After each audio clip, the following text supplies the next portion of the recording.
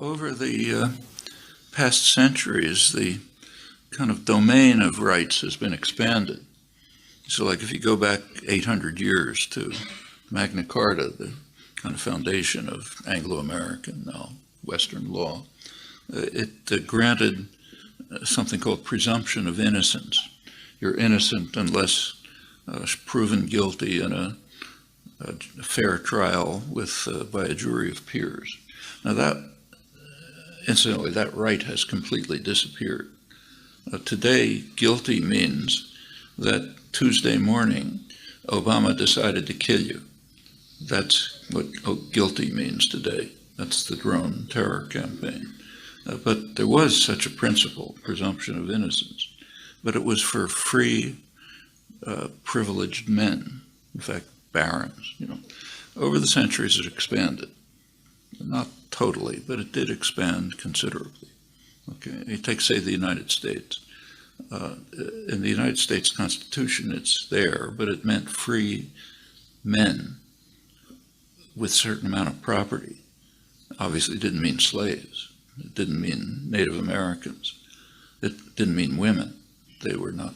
In fact, women under the U.S. took over British common law, under which women were property. They weren't persons. So a woman is the property of her father. That's properties handed over to her husband. In fact, that lasted until 1975, not that long ago.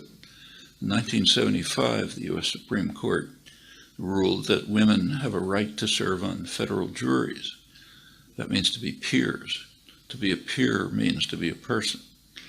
So it took a long time, but expanded. It's not perfect, but it expanded. And rights have extended in other ways, like slavery is outlawed and so on. And that's also true of animal rights. There's been an expansion of the concern for animal rights. So take, say, Cambridge, Massachusetts, where I live, two major universities, Harvard and MIT. 50 years ago, the labs were carrying out experiments with animals that you cannot carry out today.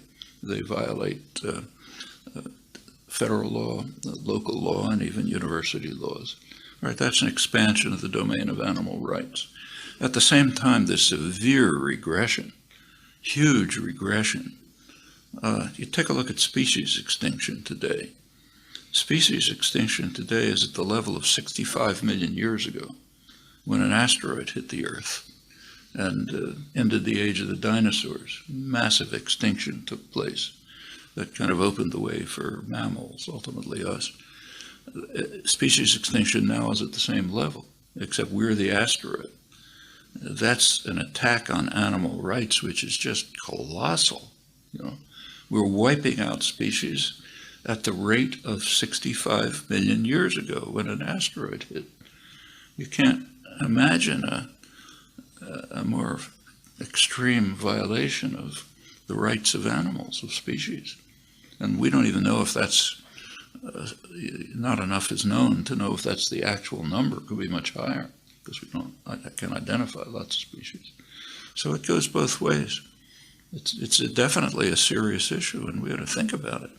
Part of geologists, as a lot of you probably know, break up the history into epochs.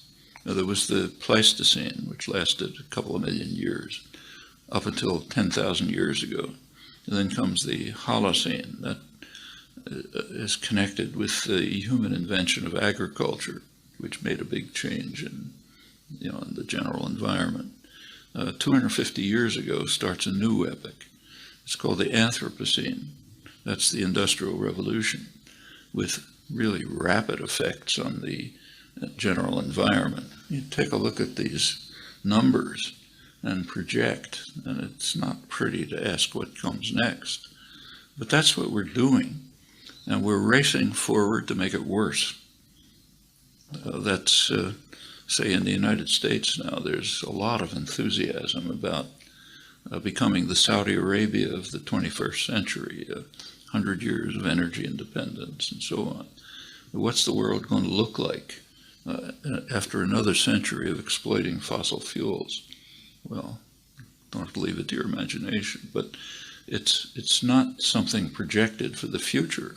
It's something underway right now with a massive attack on animal rights. In fact, massacres. And we're next, not far.